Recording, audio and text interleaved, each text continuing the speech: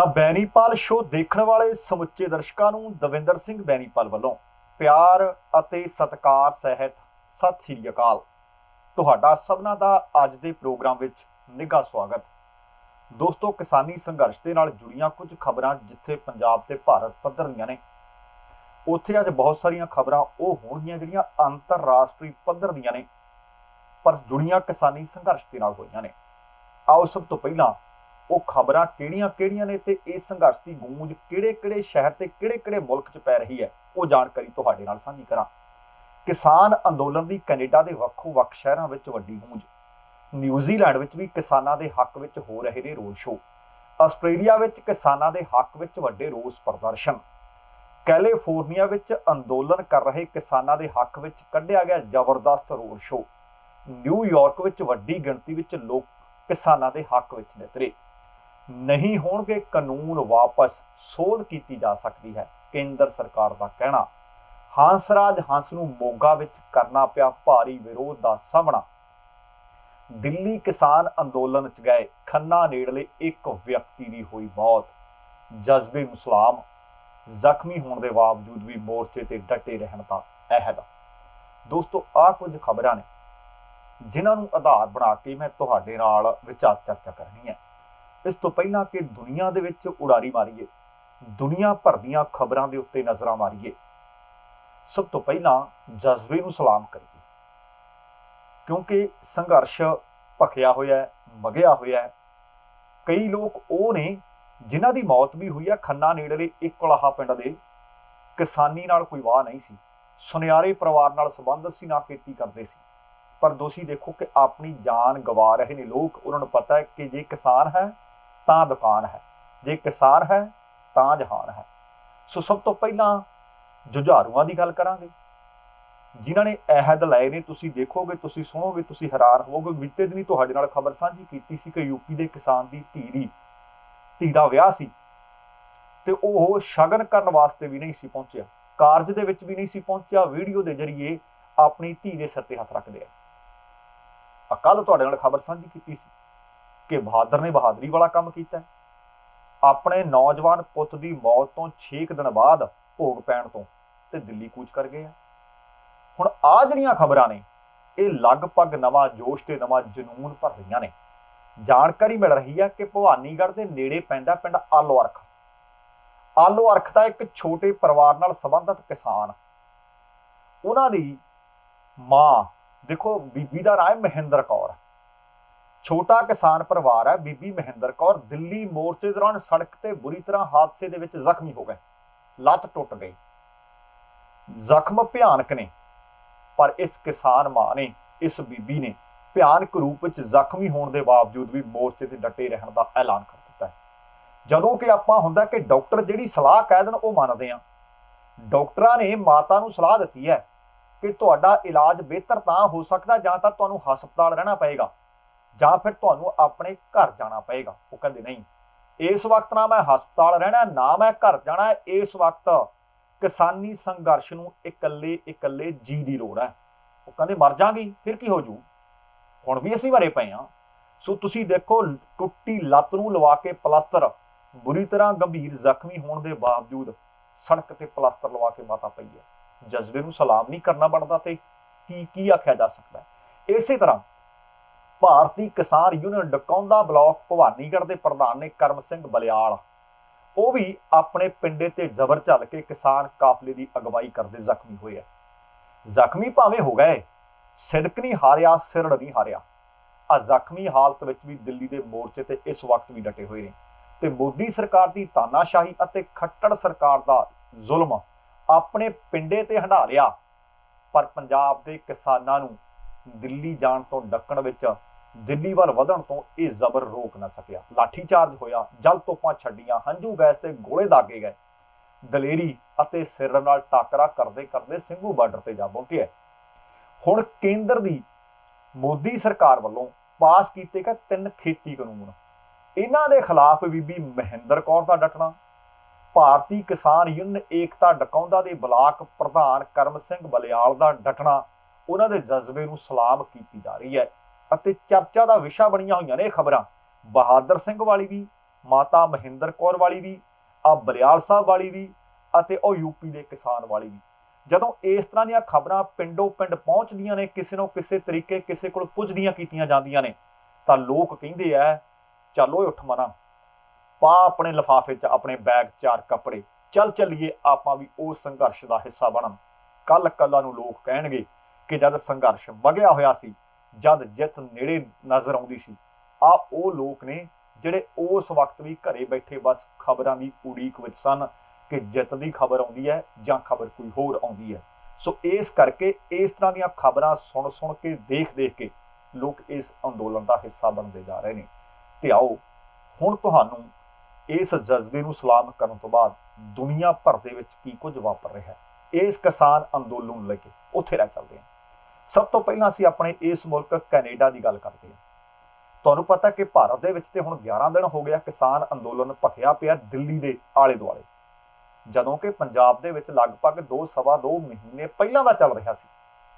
ਹੁਣ ਇਸ ਅੰਦੋਲਨ ਨੂੰ ਹਮਾਇਤ ਦੇਣ ਲਈ ਕੈਨੇਡਾ ਦੇ ਵੱਖੋ-ਵੱਖ ਸੂਬਿਆਂ, ਵੱਖੋ-ਵੱਖ ਸ਼ਹਿਰਾਂ ਦੇ ਵਿੱਚ ਲਗਾਤਾਰ ਰੋਸ ਮੁਜ਼ਾਹਰੇ ਹੋ ਰਹੇ ਨੇ। ਜੇਕਰ ਮੈਂ ਓਨਟਾਰੀਓ ਦੀ ਗੱਲ ਕਰਾਂ ਤਾਂ ਉੱਥੇ ਬਰੈਂਪਟਨ ਦੇ ਵਿੱਚ, ਟੋਰਾਂਟੋ ਦੇ ਵਿੱਚ, ਹੈਮਿਲਟਨ ਦੇ ਵਿੱਚ, ਲੰਡਨ ਦੇ ਵਿੱਚ, ਓਟਵਾ ਦੇ ਵਿੱਚ ਵੱਡੀ ਪੱਧਰ ਤੇ ਰੋਸ ਮੁਜ਼ਾਹਰੇ ਹੋਣ ਦੀਆਂ ਖਬਰਾਂ ਨੇ, ਕਾਰ ਰੈਲੀਆਂ ਕੱਢੇ ਜਾਣ ਦੀਆਂ ਖਬਰਾਂ ਨੇ। ਤੇ ਇਹ ਨਹੀਂ ਕਿ 5-5, 10-10, 20 ਲੋਕ ਸੀ, ਇਹਨਾਂ ਸਾਰੇ ਇਕੱਠਾਂ ਦੇ ਵਿੱਚ ਲੋਕਾਂ ਦੀ ਜਿਹੜੀ ਭਰਵੀਂ ਸੀ ਹਾਜ਼ਰੀ ਵੱਡੇ ਪੱਧਰ ਤੇ ਦੇਖੀ ਗਈ। ਕੱਲ ਐਡਮਿੰਟਨ ਦੇ ਵਿੱਚੋਂ ਖਬਰਾਂ ਮਿਲੀਆਂ ਸੀ, ਕੱਲ ਓਟਵਾ ਦੇ ਵਿੱਚੋਂ ਖਬਰਾਂ ਮਿਲੀਆਂ ਸੀ। ਓਟਵਾ ਦੇ ਵਿੱਚ ਭਾਰਤੀ ਸਫਾਰਤਖਾਨੇ ਦੇ ਅੱਗੇ ਵੱਡੀ ਪੱਧਰ ਤੇ ਲੋਕਾਂ ਦੇ ਵੱਲੋਂ ਰੋਸ ਮੁਜ਼ਾਹਰਾ ਕੀਤਾ ਗਿਆ। ਭਾਰਤੀ ਕੌਂਸੂਲੇਟ ਦਫ਼ਤਰ ਅੱਗੇ ਰੋਸ ਮੁਜ਼ਾਹਰੇ ਲਗਾਤਾਰ ਹੋ ਰਹੇ ਨੇ ਤੇ ਆਉਣ ਵਾਲੇ ਦਿਨਾਂ ਵਿੱਚ ਵੀ ਉਮੀਦ ਕੀਤੀ ਜਾ ਰਹੀ ਹੈ, ਜਿਸ ਤਰ੍ਹਾਂ ਦੀਆਂ ਖਬਰਾਂ ਮਿਲ ਰਹੀਆਂ ਨੇ ਕਿ ਜੇਕਰ ਗੱਲ ਕਿਸੇ ਕਿਨਾਰੇ ਹਾਲੇ ਨਹੀਂ ਲੱਗਦੀ ਤਾਂ ਇਹ ਰੋਸ ਰੈਲੀਆਂ ਦੀ ਗਿਣਤੀ ਅਤੇ ਭੀੜਾਂ ਦੀ ਗਿਣਤੀ ਵਧੇਗੀ। ਬੀਤੇ ਦਿਨੀ ਸਰੀ ਦੇ ਵਿੱਚੋਂ ਰੈਲੀ ਚੱਲ ਕੇ ਵੈਨਕੂਵਰ ਸਫਾਰਤਖਾਨੇ ਕੌਂਸੂਲੇਟ ਦਫ਼ਤਰ ਦੇ ਬਾਹਰ ਤੱਕ ਗਈ ਸੀ। ਐਬਸਫੋਰਡ ਦੇ ਵਿੱਚੋਂ ਇਸ ਤਰ੍ਹਾਂ ਦੀ ਖਬਰ ਮਿਲੀ ਹੈ, ਕੈਲਗਰੀ ਵਿੱਚੋਂ ਇਸ ਤਰ੍ਹਾਂ ਦੀ ਖਬਰ ਮਿਲੀ ਹੈ, ਵਿਨੀਪੈਗ ਦੇ ਵਿੱਚੋਂ ਇਸ ਤਰ੍ਹਾਂ ਦੀ ਖਬਰ ਮਿਲੀ ਹੈ। ਕਹਿਣ ਦਾ ਭਾਵ ਈਸਟ ਤੋਂ ਵੈਸਟ ਕੋਸਟ ਲਗਭਗ ਹਰ ਇੱਕ ਚੱਪੇ ਤੋਂ ਕੈਨੇਡਾ ਦੇ ਵਿੱਚੋਂ ਇਸ ਤਰ੍ਹਾਂ ਦੀਆਂ ਖਬਰਾਂ ਮਿਲ ਰਹੀਆਂ ਨੇ।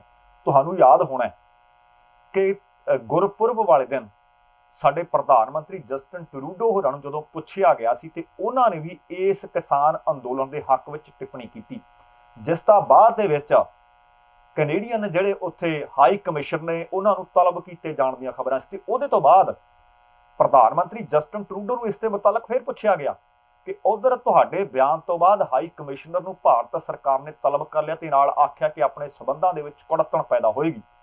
ਉਹ ਕਹਿੰਦੇ ਕੈਨੇਡਾ ਹਮੇਸ਼ਾ ਮਨੁੱਖੀ ਹੱਕਾਂ ਤੇ ਪਹਿਰਾ ਦਿੰਦਾ ਰਿਹਾ, ਮਨੁੱਖੀ ਹੱਕਾਂ ਦਾ ਝੰਡਾ ਬਰਦਾਰ ਅਖਵਾਉਣ ਵਾਲਾ ਮੁਲਕ ਕੈਨੇਡਾ ਤੇ ਅਸੀਂ ਇਹਦੀ ਗੱਲ ਕਰਦੇ ਰਹਾਂਗੇ।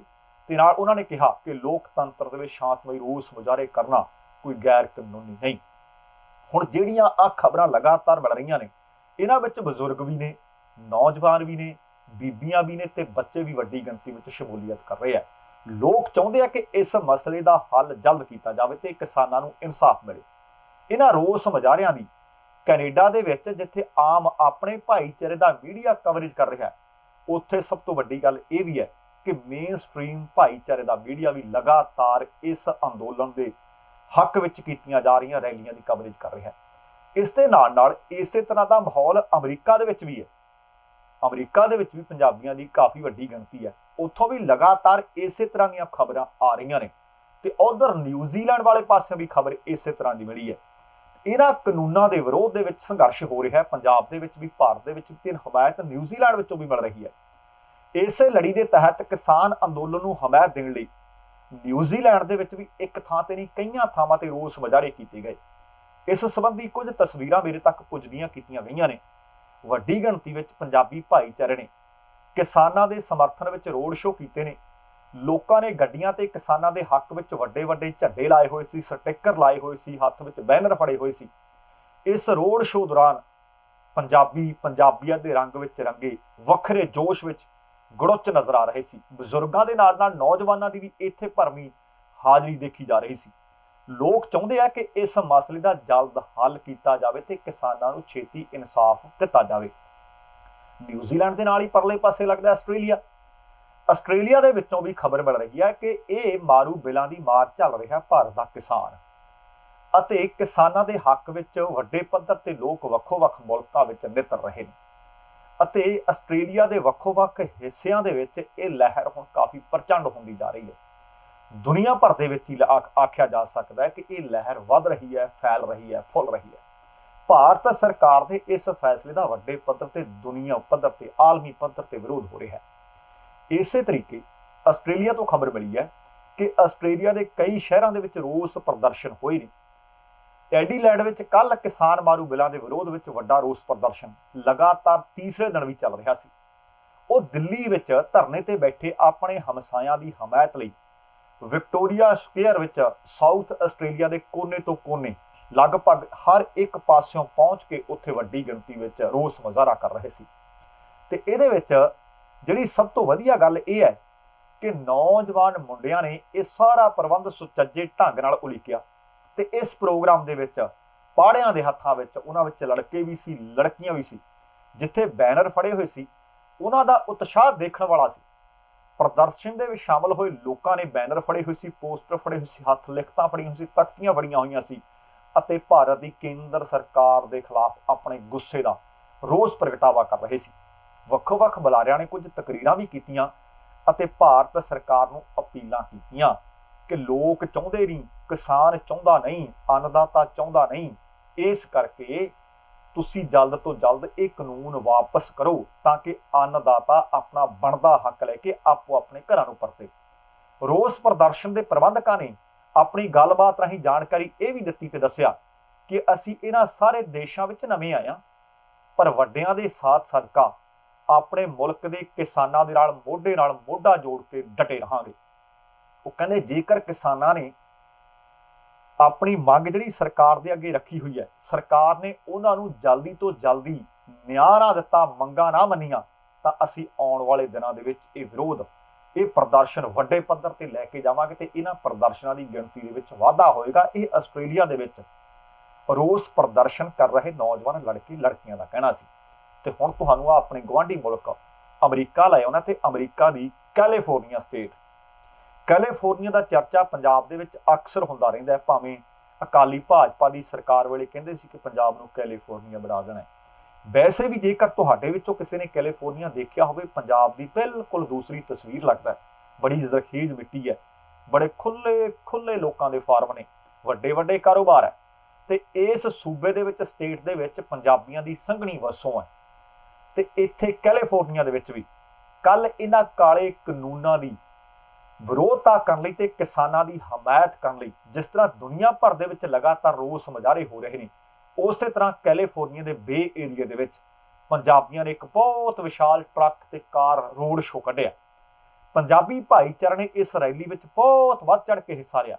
ਬੇਕਰਸਫੀਲਡ, ਫ੍ਰਿਜ਼ਨੋ ਤੋਂ ਲੈ ਕੇ ਯੂਬਾ ਸਿਟੀ, ਸੈਕਰਾਮੈਂਟੋ, ਇੱਥੋਂ ਸਾਰੇ ਪੰਜਾਬੀਆਂ ਨੇ ਹਜ਼ਾਰਾਂ ਕਾਰਾਂ ਦੇ ਕਾਫਲੇ ਦੇ ਨਾਲ ਇਸ ਰੋਡ ਸ਼ੋਅ ਨੂੰ ਕਾਮਯਾਬ ਕੀਤਾ ਤੇ ਵੱਡੀ ਗਿਣਤੀ ਵਿੱਚ ਟਰੱਕ ਵੀ ਸੀ, ਪਿਕਅਪ ਟਰੱਕ ਵੀ ਸੀ। ਜੇ ਸੂਤਰਾਂ ਦੀ ਮੰਨਾਂ ਤਾਂ ਇਸ ਰੋਡ ਸ਼ੋਅ ਵਿੱਚ ਦੱਸਿਆ ਜਾ ਰਿਹਾ ਕਿ ਤਕਰੀਬਨ 13 ਤੋਂ 15 ਹਜ਼ਾਰ ਲੋਕਾਂ ਨੇ ਹਿੱਸਾ ਲਿਆ। ਇਹ ਰੋਡ ਸ਼ੋਅ ਓਕਲੈਂਡ ਦੇ ਸ਼ੋਰਲਾਈਨ ਪਾਰਕ ਤੋਂ ਸ਼ੁਰੂ ਹੋਇਆ ਅਤੇ ਸੈਨ ਫਰਾਂਸਿਸਕੋ ਇੰਡੀਅਨ ਅੰਬੈਸੀ ਦੇ ਅੱਗੋਂ ਲੰਘਦਾ ਹੋਇਆ ਬੇ ਬ੍ਰਿਜ ਰਾਹੀਂ ਵਾਪਸ ਓਕਲੈਂਡ ਪੁੱਜਿਆ, ਜਿੱਥੇ ਇਸ ਸਫਲ ਰੋਡ ਸ਼ੋਅ ਲਈ ਪ੍ਰਮਾਤਮਾ ਦਾ ਸ਼ੁਕਰਾਨਾ ਕੀਤਾ ਗਿਆ, ਅਰਦਾਸ ਕੀਤੀ ਗਈ। ਇਸ ਮੌਕੇ ਬੁਲਾਰਿਆਂ ਨੇ ਕਿਹਾ ਕਿ ਅਸੀਂ ਤਨੋਂ ਮਨੋਂ ਧਨੋਂ ਪੰਜਾਬ ਦੇ ਨਾਲ ਹਾਂ, ਭਾਰਤ ਦੇ ਕਿਸਾਨਾਂ ਦੇ ਨਾਲ ਖੜੇ ਹਾਂ ਅਤੇ ਭਾਰਤ ਸਰਕਾਰ ਦੇ ਇਹਨਾਂ ਤਿੰਨੇ ਕਾਨੂੰਨਾਂ ਦਾ ਡਟ ਕੇ ਵਿਰੋਧ ਕਰ ਰਹੇ ਹਾਂ। ਇਸ ਰੋਡ ਸ਼ੋਅ ਲਈ ਜਿਹੜਾ ਸੱਦਾ ਦਿੱਤਾ ਗਿਆ ਸੀ ਉਹ ਜੈਕਾਰਾ ਮੂਵਮੈਂਟ ਦੇ ਨੌਜਵਾਨ ਬੱਚੀਆਂ ਨੇ ਦਿੱਤਾ ਸੀ ਅਤੇ ਇਸ ਸਫਲ ਰੋਡ ਸ਼ੋਅ ਲਈ ਜੈਕਾਰਾ ਮੂਵਮੈਂਟ ਦੇ ਨੌਜਵਾਨ ਬੱਚੀਆਂ ਜਿੱਥੇ ਵਧਾਈ ਦੇ ਪਾਤਰ ਨੇ ਤੇ ਉੱਥੇ ਉਹਨਾਂ ਨੇ ਇਸ ਰੋਡ ਸ਼ੋਅ ਵਿੱਚ ਸ਼ਾਮਲ ਹੋਏ ਸਾਰੇ ਲੋਕਾਂ ਦਾ ਵੀ ਦਿਲੋਂ ਧੰਨਵਾਦ ਕੀਤਾ ਤੇ ਨਾਲ ਉਹਨਾਂ ਨੇ ਆਖਿਆ ਕਿ ਜੇਕਰ ਹਾਲੇ ਵੀ ਗੱਲ ਨਾ ਬਣੀ ਤੇ ਇਸ ਤਰ੍ਹਾਂ ਦੇ ਰੋਡ ਸ਼ੋਅ ਮੁੜ ਤੋਂ ਵੀ ਉਲੀਕੇ ਜਾਣਗੇ। ਤੇ ਉਧਰ ਉਹ ਨਿਊਯਾਰਕ ਚੱਲਦੇ ਆ। ਨਿਊਯਾਰਕ ਵਾਲੇ ਪਾਸਿਓਂ ਵੀ ਇਸ ਕਿਸਾਨ ਅੰਦੋਲਨ ਦੇ ਹੱਕ ਵਿੱਚ ਵੱਡੀ ਪੱਧਰ ਤੇ ਆਵਾਜ਼ ਉੱਠੀ। ਨਿਊਯਾਰਕ ਵਿੱਚ ਪਹਿਲਾਂ ਵੀ ਇੱਕ ਦਿਨ ਰੋਸ ਮੁਜ਼ਾਹਰਾ ਹੋਇਆ ਸੀ। ਭਾਰਤੀ ਅੰਬੈਸੀ ਦੇ ਬਾਹਰ ਲੋਕ ਵੱਡੀ ਗਿਣਤੀ ਵਿੱਚ ਜੁੜੇ ਸਨ ਤੇ ਹੁਣ ਇੱਕ ਵਾਰੀ ਫਿਰ ਤੋਂ ਪਤਾ ਲੱਗ ਰਿਹਾ ਹੈ ਕਿ ਪੰਜਾਬ ਤੋਂ ਉੱਠੇ ਇਸ ਕਿਸਾਨ ਅੰਦੋਲਨ ਨੂੰ, ਜਿੱਥੇ ਭਾਰਤ ਦੇ ਸੂਬਿਆਂ ਹਰਿਆਣਾ, यूपी, राजस्थान, मध्य प्रदेश, गुजरात, केरला ਤੇ ਹੋਰਨਾਂ ਥਾਵਾਂ ਤੋਂ ਸਮਰਥਨ ਮਿਲ ਰਿਹਾ ਹੈ। ਉੱਥੇ ਹੁਣ ਮੈਂ ਜਿਸ ਤਰ੍ਹਾਂ ਤੁਹਾਨੂੰ ਦੱਸ ਰਿਹਾ ਕਿ ਦੇਖੋ ਨਿਊਜ਼ੀਲੈਂਡ ਕਿੱਥੇ ਹੈ, ਆਸਟ੍ਰੇਲੀਆ ਕਿੱਥੇ ਹੈ, ਕੈਨੇਡਾ ਕਿੱਥੇ ਹੈ, ਉਹ ਬਰਤਾਨੀਆ ਦੇ ਵਿੱਚ ਅੱਜ ਸਕਾਟਲੈਂਡ ਯਾਰਡ ਨੂੰ ਸੁਰੱਖਿਆ ਦੇ ਪ੍ਰਬੰਧ ਪੁਖਤਾ ਕਰਨੇ ਪੈ ਗਏ। ਵੱਡੀ ਗਿਣਤੀ ਵਿੱਚ ਬਰਤਾਨੀਆ ਵਿੱਚ ਵੀ ਅੱਜ ਇਸੇ ਤਰ੍ਹਾਂ ਦੀਆਂ ਰੋਡ ਸ਼ੋਅ ਤੇ ਰੈਲੀਆਂ ਹੋਈਆਂ ਨੇ। ਤੇ ਇੱਧਰ ਨਿਊਯਾਰਕ ਦੇ ਵਿੱਚ ਵੀ ਇਸ ਦੀ ਗੂੰਜ ਸਿਖਰਾਂ ਤੇ ਸੀ। ਖੇਤੀਬਾੜੀ ਦੇ ਇਹਨਾਂ ਤਿੰਨੇ ਕਾਲੇ ਕਾਨੂੰਨਾਂ ਦਾ ਵਿਰੋਧ ਹੋ ਰਿਹਾ ਹੈ। ਨਿਊਯਾਰਕ ਸੂਬਾ, ਜਿੱਥੇ ਨਿਊਯਾਰਕ ਸ਼ਹਿਰ ਦੇ ਵਿੱਚ ਸੈਂਕੜਿਆਂ ਦੀ ਗਿਣਤੀ ਦੇ ਵਿੱਚ ਕਾਰਾਂ ਦੇ ਜ਼ਰੀਏ ਭਾਰਤੀ ਕਿਸਾਨਾਂ ਦੇ ਹੱਕ ਵਿੱਚ ਬੈਨਰ ਲਾ ਕੇ ਸਵੇਰ ਦੇ 9 ਵਜੇ ਤੋਂ 10:30 ਵਜੇ ਤੱਕ ਇੱਕ ਵੱਡਾ ਕਾਰ ਸ਼ੋਅ ਕੱਢਿਆ ਗਿਆ, ਇੱਕ ਰੈਲੀ ਕੱਢੀ ਗਈ। ਫਿਰ ਨਿਊਯਾਰਕ ਦੇ ਵਿੱਚ 64 ਸਟਰੀਟ ਤੇ ਸਥਿਤ ਭਾਰਤੀ ਅੰਬੈਸੀ ਦੇ ਸਾਹਮਣੇ ਸੈਂਕੜੇ ਪੰਜਾਬੀਆਂ ਨੇ ਕਿਸਾਨਾਂ ਦੇ ਹੱਕ ਵਿੱਚ ਰੋਸ ਮੁਜ਼ਾਹਰਾ ਕੀਤਾ। ਭਾਰਤੀ ਸਫਾਰਤਖਾਨੇ ਦੇ ਸਾਹਮਣੇ ਜ਼ਬਰਦਸਤ ਰੋਸ ਮੁਜ਼ਾਹਰਾ ਕੀਤਾ ਗਿਆ। ਇਸ ਰੋਸ ਮੁਜ਼ਾਹਰੇ ਵਿੱਚ ਵੱਡੀ ਗਿਣਤੀ ਵਿੱਚ ਪੰਜਾਬੀ ਅਤੇ ਹੋਰ ਸੂਬਿਆਂ ਦੇ ਭਾਰਤੀ ਲੋਕਾਂ ਨੇ ਸ਼ਮੂਲੀਅਤ ਕੀਤੀ ਅਤੇ ਭਾਰਤ ਸਰਕਾਰ ਦੇ ਇਹਨਾਂ ਤਿੰਨੇ ਕਾਨੂੰਨਾਂ ਦੇ ਖਿਲਾਫ ਆਪਣਾ ਰੋਸ ਦਰਜ ਕਰਵਾਇਆ। ਨਿਊਯਾਰਕ ਅੰਬੈਸੀ ਦੇ ਸਾਹਮਣੇ ਕਿਸਾਨਾਂ ਦੇ ਹੱਕ ਵਿੱਚ ਰੋਸ ਮੁਜ਼ਾਹਰਾ ਕਰ ਰਹੇ ਸਿੱਖ ਕੋਆਰਡੀਨੇਸ਼ਨ ਈਸਟ ਕੋਸਟ ਦੇ ਕੋਆਰਡੀਨੇਟਰ ਹਿੰਮਤ ਸਿੰਘ ਆਖ ਰਹੇ ਸੀ ਕਿ ਭਾਰਤ ਦੀ ਮੋਦੀ ਸਰਕਾਰ ਦੇ ਕਿਸਾਨੀ ਬਿੱਲਾਂ ਪਿੱਛੇ ਪੰਜਾਬ ਨੂੰ ਤਬਾਹ ਕਰਨ ਦੀ ਨੀਅਤ ਹੈ। ਭਾਰਤ ਦੀ ਕਿਸਾਨੀ ਨੂੰ ਤਬਾਹ ਕਰਨ ਦੀ ਨੀਅਤ ਹੈ। ਉਹ ਕਹਿੰਦੇ ਪੰਜਾਬ ਇੱਕ ਖੇਤੀ ਪ੍ਰਧਾਨ ਸੂਬਾ ਹੈ, ਜਿਸ ਦੀ ਲਗਭਗ ਸਭ ਤੋਂ ਵੱਡੀ ਆਰਥਿਕਤਾ ਜਾਂ ਰੀੜ੍ਹ ਦੀ ਹੱਡੀ ਕਿਸਾਨੀ ਹੈ। ਕਿਸਾਨੀ ਦੇ ਉੱਤੇ ਪੰਜਾਬ ਨਿਰਭਰ ਕਰਦਾ ਤੇ ਉਹਦੇ ਉੱਤੇ ਸੱਟ ਮਾਰੀ ਜਾ ਰਹੀ ਹੈ ਅਤੇ ਦੁਨੀਆ ਭਰ ਦੇ ਵਿੱਚ ਇਹ ਹੁਣ ਇੱਕ ਵੱਡਾ ਰੋਸ ਪ੍ਰਦਰਸ਼ਨ ਹੋ ਰਿਹਾ ਹੈ ਅਤੇ ਉਹ ਕਿਸਾਨ ਜਿਹੜੇ ਇਸ ਵਕਤ ਸਿੰਘੂ, ਟਿਕਰੀ ਤੇ ਕੀ ਹੋਰ ਬਾਰਡਰਾਂ ਤੇ ਬੈਠੇ ਆ, ਉਹਨਾਂ ਦੇ ਹੱਕ ਵਿੱਚ ਦੁਨੀਆ ਉੱਠ ਖਲੋਤੀ ਹੈ। ਹੁਣ ਇਹ ਪੰਜਾਬ ਦਾ, ਇਹ ਭਾਰਤ ਦਾ ਰੋਸ ਪ੍ਰਦਰਸ਼ਨ ਨਹੀਂ ਰਿਹਾ, ਹੁਣ ਇਹ ਸਮੁੱਚੀ ਦੁਨੀਆ ਦਾ, ਇਹ ਆਲਮੀ ਪੱਧਰ ਤੇ ਵੱਡਾ ਰੋਸ ਮੁਜ਼ਾਹਰਾ ਇੱਕ ਰੂਪ ਧਾਰਨ ਕਰ ਚੁੱਕਿਆ। ਤੇ ਹੁਣ ਤੁਹਾਨੂੰ ਦੁਬਾਰਾ ਭਾਰਤ ਲੈ ਚੱਲਦਾ। ਹੁਣ ਕਾਨੂੰਨ ਬਦਲੇ ਜਾਣੇ ਨੇ, ਸੋਧੇ ਜਾਣੇ ਨੇ, ਨਹੀਂ ਰੱਦ ਹੋਣਗੇ, ਕਿਉਂਕਿ ਕਿਸਾਨ ਤਾਂ ਇਸੇ ਗੱਲ ਨੂੰ ਲੈ ਕੇ ਆਪਣੇ ਘਰਾਂ ਦੇ ਵਿੱਚੋਂ ਹੌਸਲੇ ਨਾਲ, ਸਿਦਕ ਨਾਲ, ਸਿਰੜ ਨਾਲ ਨਿਕਲੇ ਕਿ ਕਾਨੂੰਨ ਰੱਦ ਕਰਵਾ ਕੇ ਮੁੜਨਾ। 5 ਮੀਟਿੰਗਾਂ ਹੋ ਚੁੱਕੀਆਂ ਨੇ, ਅਗਲੀ 9 ਦਸੰਬਰ ਨੂੰ ਹੈ।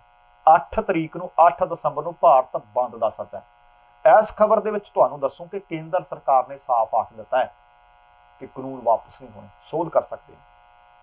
ਤੇ ਨਾਲ ਜਿਹੜਾ ਭਾਰਤ ਬੰਦ ਦਾ ਸੱਦਾ ਹੈ, ਉਹਦੇ ਵਿੱਚ ਕਾਂਗਰਸ ਨੇ ਤੇ ਹੋਰ ਕਈ ਪਾਰਟੀਆਂ ਨੇ ਕਿਸਾਨਾਂ ਦੇ ਨਾਲ ਡਟ ਕੇ ਖੜਨ ਦਾ ਭਾਵ ਭਾਰਤ ਬੰਦ ਨੂੰ ਸਮਰਥਨ ਦੇਣ ਦਾ ਵੀ ਐਲਾਨ ਕਰ ਦਿੱਤਾ। ਤੇ ਦਿੱਲੀ ਦੇ ਵਿੱਚ ਆ ਆਮ ਆਦਮੀ ਪਾਰਟੀ ਦੀ ਸਰਕਾਰ। ਦਿੱਲੀ ਦੀ ਆਮ ਆਦਮੀ ਪਾਰਟੀ ਸਰਕਾਰ ਭਾਵ ਕੇਜਰੀਵਾਲ ਸਰਕਾਰ ਨੇ ਵੀ ਇਸ 8 ਦਸੰਬਰ ਦੇ ਭਾਰਤ ਬੰਦ ਦੇ ਸੱਦੇ ਵਿੱਚ ਕਿਸਾਨਾਂ ਦਾ ਸਾਥ ਦੇਣ ਦਾ ਐਲਾਨ ਕਰ ਦਿੱਤਾ। ਦਿੱਲੀ ਦੇ ਮੁੱਖ ਮੰਤਰੀ ਨੇ ਅਰਵਿੰਦ ਕੇਜਰੀਵਾਲ, ਉਹਨਾਂ ਨੇ ਆਪਣੀ ਪਾਰਟੀ ਦੇ ਦੇਸ਼ ਭਰ ਦੇ ਆਗੂਆਂ ਤੇ ਵਰਕਰਾਂ ਨੂੰ ਕਿਸਾਨਾਂ ਦਾ ਸਾਥ ਦੇਣ ਦੀ ਅਪੀਲ ਕਰ ਦਿੱਤੀ ਹੈ। ਉਹਨਾਂ ਜਾਣਕਾਰੀ ਦਿੱਤੀ ਹੈ ਕਿ ਅਸੀਂ ਕਿਸਾਨਾਂ ਦੇ ਨਾਲ ਹਾਂ ਤੇ ਆਪ ਦੇ ਦਿੱਲੀ ਕਨਵੀਨਰ ਤੇ ਕੈਬਨਿਟ ਮੰਤਰੀ ਗੋਪਾਲ ਰਾਏ ਨੇ ਕਿਹਾ ਕਿ ਕੇਂਦਰ ਸਰਕਾਰ ਦਾ ਢਿੱਲ ਮੱਠ ਵਾਲਾ ਰਵੱਈਆ ਜਿਹੜਾ ਇਹ ਕਿਸਾਨਾਂ ਨੂੰ, ਆਵਾਮ ਨੂੰ ਪਰੇਸ਼ਾਨ ਕਰ ਰਿਹਾ ਹੈ। ਉਹਨਾਂ ਕਿਹਾ ਕਿ ਕਿਸਾਨ ਖੇਤੀ ਕਾਨੂੰਨਾਂ ਦਾ ਵਿਰੋਧ ਕਰ ਰਿਹਾ ਹੈ ਅਤੇ ਕੇਂਦਰ ਸਰਕਾਰ ਕਾਨੂੰਨਾਂ ਦੇ ਫਾਇਦੇ ਗਿਣਾਈ ਜਾ ਰਹੀ ਹੈ। ਉਹ ਕਹਿੰਦੇ ਜਿਨ੍ਹਾਂ ਵਾਸਤੇ ਫਾਇਦੇ ਦੀ ਗੱਲ ਕੀਤੀ ਜਾ ਰਹੀ ਹੈ, ਜਦੋਂ ਮੰਨ ਹੀ ਨਹੀਂ ਰਹੇ ਤੇ ਸਰਕਾਰ ਨੂੰ ਫਾਇਦੇ ਗਿਣਾਉਣ ਦੀ ਜ਼ਰੂਰਤ ਕਿਹੜੀ ਹੈ। ਉਹ ਕਹਿੰਦੇ ਇਹ ਗੱਲ ਬੇਹੱਦ ਨਿਰਾਸ਼ਾਜਨਕ ਹੈ।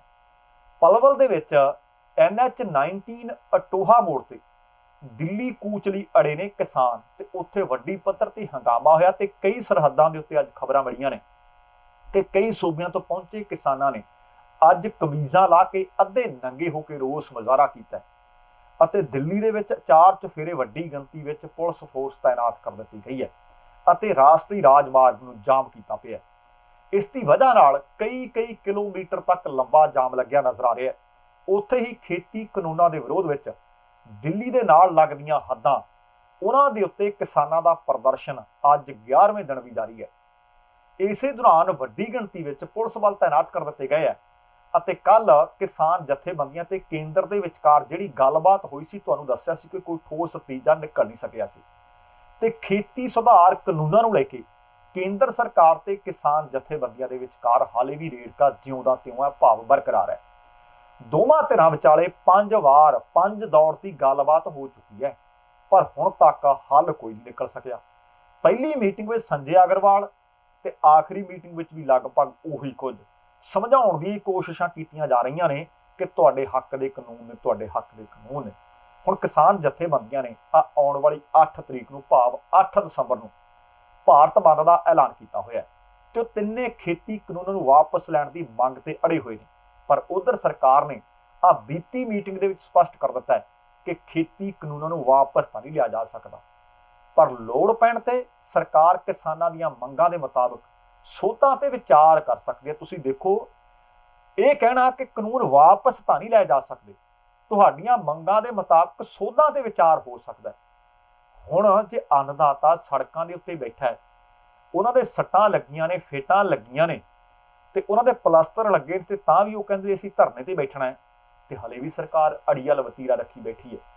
ते उधर केंद्री खेती राज मंत्री ने कैलाश चौधरी ने कहा, कहंदे सरकार ने जिहड़े आ कानून पास कीते ने वो किसानां नूं आज़ादी दिंदे आ। कहंदे असीं हमेशा कहा कि किसानां नूं ये अधिकार होना चाहिए अते वो अपनी फसल जिथे चाहे उत्थे बेच सके।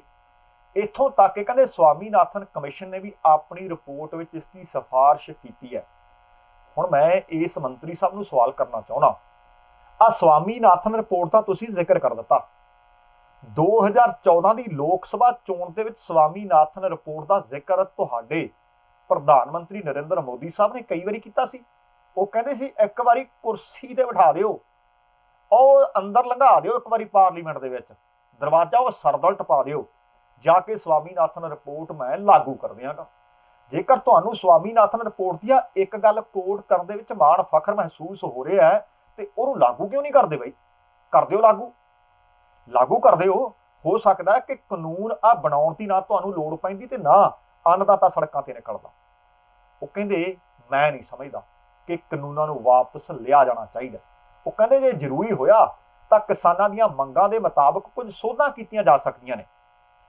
हुण किसान जां अन्नदाता दिल्ली दे आले दुआले भी 11 दिनों तो किसान संघर्ष कर रहा बैठा, ते जदों लगातार उस संघर्ष के रौ विच है, बूड़ विच है, ते हाले सरकार टस तो मस नहीं हो रही।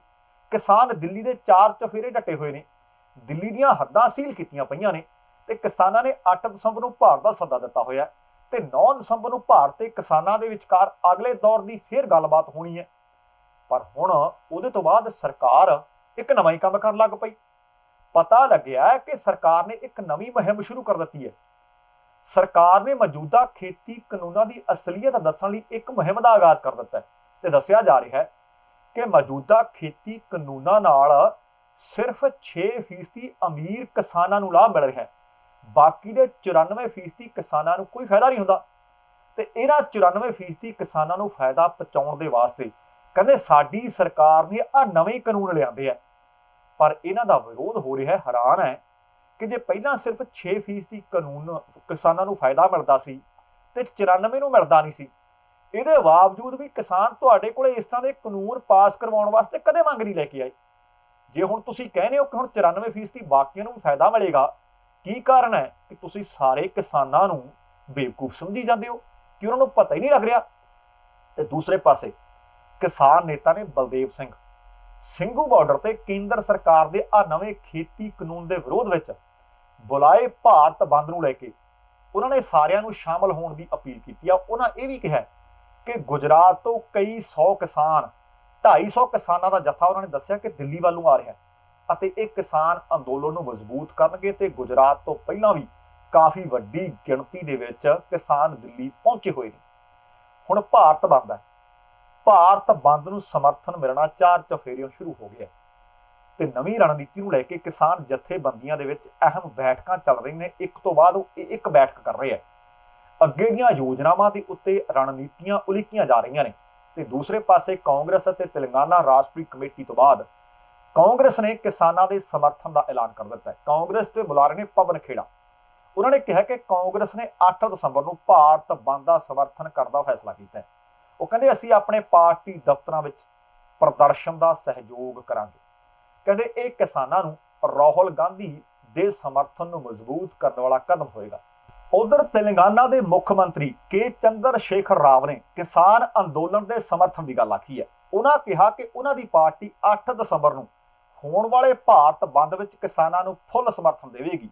ਇਸ ਤੋਂ ਪਹਿਲਾਂ ਪੱਛਮੀ ਬੰਗਾਲ ਦੀ ਮੁੱਖ ਮੰਤਰੀ ਮਮਤਾ ਬੈਨਰਜੀ ਨੇ ਵੀ ਕਿਹਾ ਕਿ ਉਹਨਾਂ ਦੀ ਸਰਕਾਰ ਕਿਸਾਨਾਂ ਦੇ ਹਰ ਇੱਕ ਕਦਮ ਦੇ ਉੱਤੇ ਉਹਨਾਂ ਦੇ ਨਾਲ ਹੈ। ਤੇ ਹੁਣ ਆਉਣੇ ਆ ਪੰਜਾਬ ਦੇ ਰਾਜ ਗਾਇਕ ਹੰਸਰਾਜ ਹੰਸ ਵੱਲ ਨੂੰ। ਹੰਸਰਾਜ ਹੰਸ ਤੁਹਾਨੂੰ ਪਤਾ ਹੈ ਕਿ ਭਾਰਤੀ ਜਨਤਾ ਪਾਰਟੀ ਦੇ ਇਸ ਵਕਤ ਸੰਸਦ ਮੈਂਬਰ ਨੇ। ਉਹ ਮੋਗਾ 'ਚ ਆਏ, ਡਾਕਟਰ BR ਅੰਬੇਦਕਰ ਨੂੰ ਸਮਰਪਿਤ ਇੱਕ ਪ੍ਰੋਗਰਾਮ ਕਰਵਾਇਆ ਜਾ ਰਿਹਾ ਸੀ ਤੇ ਉਸ ਦੇ ਵਿੱਚ ਸ਼ਿਰਕਤ ਕਰਨ ਪਹੁੰਚੇ ਸੀ ਅਤੇ ਹੰਸਰਾਜ ਹੰਸ ਨੂੰ ਉੱਥੇ ਕਿਸਾਨਾਂ ਦੇ ਭਾਰੀ ਰੋਹ ਦਾ ਸਾਹਮਣਾ ਕਰਨਾ ਪਿਆ। ਕਿਸਾਨਾਂ ਨੇ ਹੰਸ ਨੂੰ ਘੇਰ ਲਿਆ, ਉਹਨਾਂ ਨੂੰ ਕਿਸਾਨੀ ਅੰਦੋਲਨ ਨੂੰ ਲੈ ਕੇ ਸਵਾਲ ਦਾਗਣੇ ਸ਼ੁਰੂ ਕਰ ਦਿੱਤੇ। ਕਹਿੰਦੇ ਹੰਸਰਾਜ ਹੰਸ ਦੀ ਬੋਲਤੀ ਬੰਦ ਹੋ ਗਈ। ਵਿਰੋਧ ਵਾਧਾ ਦੇਖ ਕੇ ਪੁਲਿਸ ਨੇ ਹੰਸਰਾਜ ਹੰਸ ਨੂੰ ਪਿਛਲੇ ਦਰਵਾਜ਼ੇ ਰਾਹੀਂ ਕੱਢਣਾ ਪਿਆ। ਇਹ ਕੋਈ ਪਹਿਲਾ ਮੌਕਾ ਨਹੀਂ ਕਿ ਕਿਸੇ ਭਾਰਤੀ ਜਨਤਾ ਪਾਰਟੀ ਦੇ ਕਿਸੇ ਸੰਸਦ ਮੈਂਬਰ ਨੂੰ ਪਿਛਲੇ ਦਰਵਾਜ਼ੇ ਥਾਈਂ ਕੱਢਣਾ ਪਿਆ ਹੋਵੇ। ਇਹ ਲੋਕ ਸਭਾ ਦੇ ਮੈਂਬਰ ਨੇ ਤੇ ਕੱਲ ਤੁਹਾਡੇ ਨਾਲ ਖਬਰ ਸਾਂਝੀ ਕੀਤੀ ਸੀ ਕਿ ਬਟਾਲਾ ਦੇ ਵਿੱਚੋਂ ਰਾਜ ਸਭਾ ਮੈਂਬਰ ਸ਼ਵੇਤ ਮਲਕ ਨੂੰ ਵੀ ਪਿਛਲੇ ਦਰਵਾਜ਼ਿਓਂ ਪੁਲਿਸ ਕੱਢ ਕੇ ਲੈ ਕੇ ਗਈ ਸੀ। ਕਿਸਾਨਾਂ ਨੇ ਕਿਹਾ ਕਿ ਜੇਕਰ ਹੰਸਰਾਜ ਹੰਸ ਉਹਨਾਂ ਨਾਲ ਸੱਚਮੁੱਚ ਹੈ, ਦਿਲੋਂ ਹੈ, ਉਹ ਕਹਿ ਰਿਹਾ ਮੈਂ ਤੁਹਾਡੇ ਨਾਲ ਹਾਂ, ਤਾਂ ਅਸਤੀਫਾ ਦੇ ਕੇ ਧਰਨੇ ਵਿੱਚ ਆਓ, ਕਿਸਾਨਾਂ ਦਾ ਸਾਥ ਦਿਓ। ਕਹਿੰਦੇ ਜਦੋਂ ਲੋਕਾਂ ਨੇ ਕਿਸਾਨਾਂ ਦੇ ਮੁੱਦੇ ਤੇ ਹੰਸਰਾਜ ਹੰਸ ਦਾ ਸਟੈਂਡ ਪੁੱਛਿਆ ਤਾਂ ਹੰਸ ਬਿਲਕੁਲ ਸੁੰਨ ਹੋ ਗਿਆ, ਜਿਵੇਂ ਉਹਨੂੰ ਕੋਈ ਸੁਣਾਈ ਨਾ ਦੇ ਰਿਹਾ ਹੋਵੇ। ਤੇ ਦੂਸਰੇ ਪਾਸੇ ਕਿਸਾਨਾਂ ਦਾ ਕਹਿਣਾ ਹੈ ਕਿ ਜਦੋਂ ਤੱਕ ਕਾਲੇ ਖੇਤੀ ਕਾਨੂੰਨ ਰੱਦ ਨਹੀਂ ਹੋ ਜਾਂਦੇ, ਉਹ ਭਾਵੇਂ ਹੰਸਰਾਜ ਹੋਵੇ, ਭਾਵੇਂ ਭਾਰਤੀ ਜਨਤਾ ਪਾਰਟੀ ਦਾ ਕੋਈ ਹੋਰ ਨੁਮਾਇੰਦਾ ਹੋਵੇ, ਅਸੀਂ ਇਸੇ ਤਰ੍ਹਾਂ ਉਹਨਾਂ ਦਾ ਵਿਰੋਧ ਕਰਦੇ ਰਹਾਂਗੇ, ਉਹਨਾਂ ਨੂੰ ਪੁੱਠੇ ਪੈਰੀਂ ਬਿਰੰਗ ਇਸੇ ਤਰ੍ਹਾਂ ਮੋੜਦੇ ਰਹਾਂਗੇ। ਉਹ ਕਹਿੰਦੇ ਖੇਤੀ ਕਾਨੂੰਨਾਂ ਨੂੰ ਲੈ ਕੇ ਉਹ ਸਾਡੇ ਕਿਸਾਨ ਤਾਂ ਉਹ ਬਾਰਡਰ ਤੇ ਜਾ ਕੇ ਬੈਠੇ ਆ, ਸਰਕਾਰ ਸਾਡਾ ਸਾਥ ਨਹੀਂ ਦੇ ਰਹੀ ਤੇ ਇਹ ਲੋਕਾਂ ਦੇ ਨੁਮਾਇੰਦੇ ਬਣ ਕੇ ਸੱਤਾ ਦਾ ਮੋਹ ਤਿਆਗਣ ਨੂੰ ਤਿਆਰ ਨਹੀਂ ਤੇ ਸਾਡੀ ਉੱਥੇ ਗੱਲ ਨਹੀਂ ਕਰਦੇ, ਤੇ ਫਿਰ ਅਸੀਂ ਇਹਨਾਂ ਦਾ ਵਿਰੋਧ ਕਿਉਂ ਨਾ ਕਰੀਏ, ਇਹਨਾਂ ਦੇ ਘਰਾਂ ਨੂੰ, ਇਹਨਾਂ ਦੇ ਦਫ਼ਤਰਾਂ ਨੂੰ ਕਿਉਂ ਨਾ ਘੇਰੀਏ।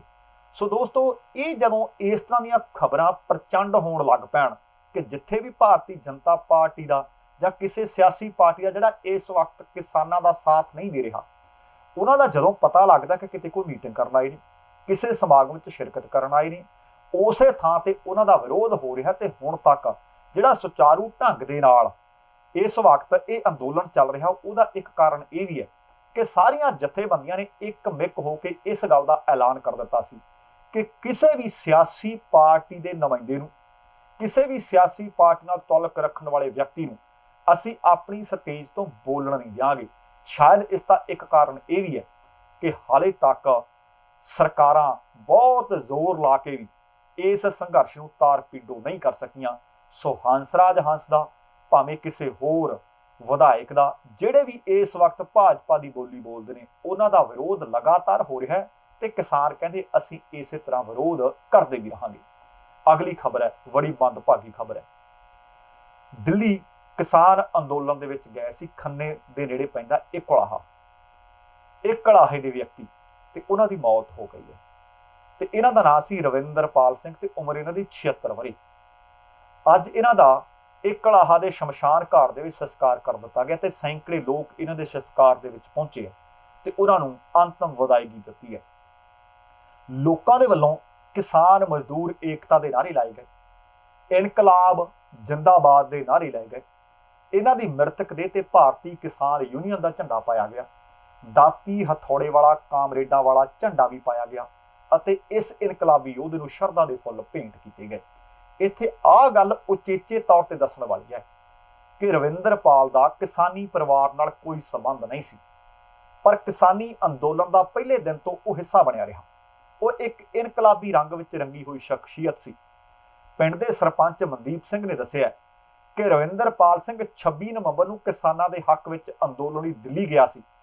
ਕੁਝ ਦਿਨ ਪਹਿਲਾਂ ਉੱਥੇ ਉਹ ਬਿਮਾਰ ਹੋਏ, ਜਿਸ ਕਰਕੇ ਪਰਿਵਾਰ ਉਹਨਾਂ ਨੂੰ ਕੱਲ ਆਪਣੇ ਪਿੰਡ ਲੈ ਆਇਆ ਸੀ ਤੇ ਅੱਜ ਐਤਵਾਰ ਦੀ ਸਵੇਰ ਉਹਨਾਂ ਦੀ ਮੌਤ ਹੋ ਗਈ।